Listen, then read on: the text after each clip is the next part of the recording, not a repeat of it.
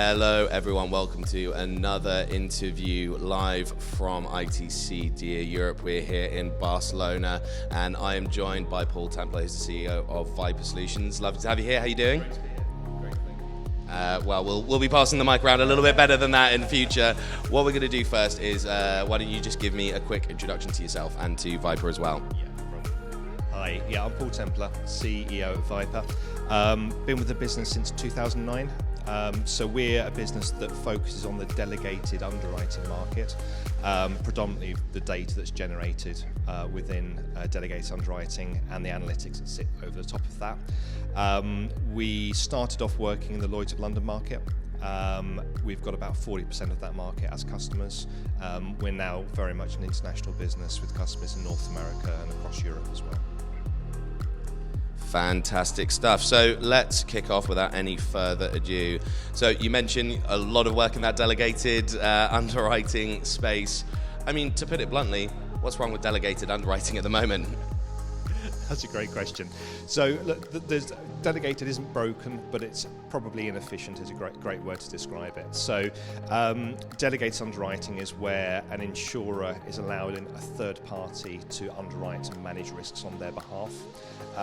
As part of that arrangement, a lot of data is transferring hands, so information about premiums that have been written, risks that have been written, and claims that have been made are being transferred from that third party to the insurer. And traditionally that's done as an Excel spreadsheet, essentially called bordereau. So it works. It's a really low barrier to entry. It's very easy for those third parties to use, but actually it causes quite a lot of headaches for the insurers when they come to consume that data. They're trying to take a lot of different formats of data, set out in Excel, and make sense of it. So in essence, there's a lot that can be done on the efficiencies around delegated underwriting.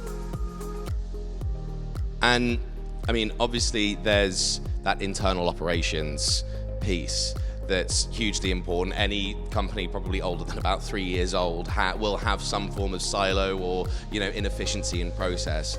But is it only an internal thing? Because surely there's a benefit onto the more sort of external facing side of things as well. Yeah, absolutely. So if you think about it, the thing that drives the price in quite a big way for customers is the costs that the insurers are incurring. So the more expensive that processing of data, collating the data, making sense of that data becomes, a lot of that gets passed on to the customer. So certainly ways that efficiencies can be brought into the process will mean that would potentially drive down those costs and therefore could have an effect on what the customer's paying. And I mean, let's talk about the data piece, because there's a few issues around data. I mean, we could probably talk for hours and hours about this, but there are. It seems to me that there are probably some issues around how that data gets shared between parties. I mean, essentially, what does that challenge look like? Or those challenges, I would imagine, is a far more accurate way of describing them. And then, how do you overcome them? Yeah, so I mean, if you think about the data journey as it is for the large part of the market, we have data flowing in Excel spreadsheets. Our customers are using our tool to help standardize that data, check it, put it into a common, consistent format, and then store in a cloud data warehouse. But actually, the traditional way would be that Excel into a database, and then probably an extract in a CSV format, or again Excel to pass on to other parties. So it becomes quite a complex process, and certainly a lot that can be done to improve that interaction of data. And it's pretty hard to talk about any new form of insurance technology without mentioning the R word and the C word, it's regulation and compliance. There are obviously those challenges there. I mean, similar to the last question, walk me through those regulatory, those compliance issues, and then also how do you then start to tackle those?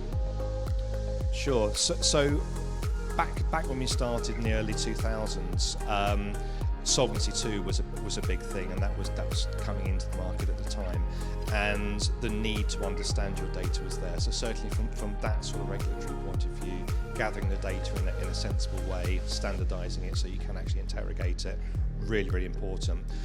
The other part is where the insurer has set out terms and conditions within which their third party, the MGA, can operate. And without a system like ours, it's really difficult for the insurer to understand whether there's any breaches or things are happening outside of those terms and conditions. Things like, have limits been breached? Are the commissions being taken? Is that correct? Are the territories that risks are being written in?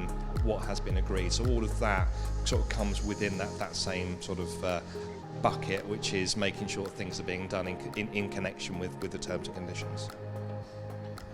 And just finally, we're going to do some blue sky thinking. We've got the weather for it, haven't we? What, in your opinion, does the delegated underwriter of the future look like? So what we're working with our customers to do at the moment is to move from this submission of data via Boardroad to more of a real-time data exchange. What that's doing is accelerating the speed in which data gets into the underwriter's hands. So that means rather than perhaps up to 90-day lag on data, they can get data in more like real time. That gives them the ability to make much faster underwriting decisions. As trends are developing, they can then adapt to that much more quickly. So that streamlining of data is definitely the future state that we'd like to move all of our customers to.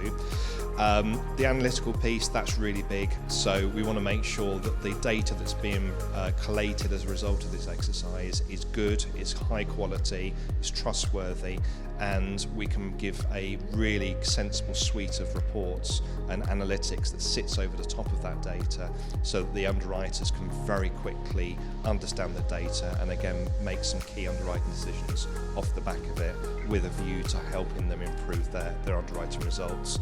And then really the third bit, which we just touched on, is that data sharing piece. We really want to make sure that we're not going from a Excel to database to Excel sort of sharing process. The database technology or the data warehouse technology we use is really well suited for sharing data with third parties as well as downstream systems. So what you get to is a position where data is flowing in real time, it's being validated, checked, put into a single common format. It then flows through into that cloud data warehouse where analytics is instantly available to the underwriter, and the sharing of that data to third parties becomes much easier. Well, I know for a fact that there's quite a lot of people who will be watching this, listening to this, who will resonate with a lot of those challenges, hopefully those solutions as well that you mentioned. That is all we have time for now. Thank you so much for all of you watching at home or in the office or maybe on a beach if you're watching it in real time, but I think that's unlikely. Do check out all of the other content, the interviews that we've done at Barcelona, and also some of our webinars, research reports, and all that other good stuff. Paul, thank you so much. It's been a pleasure.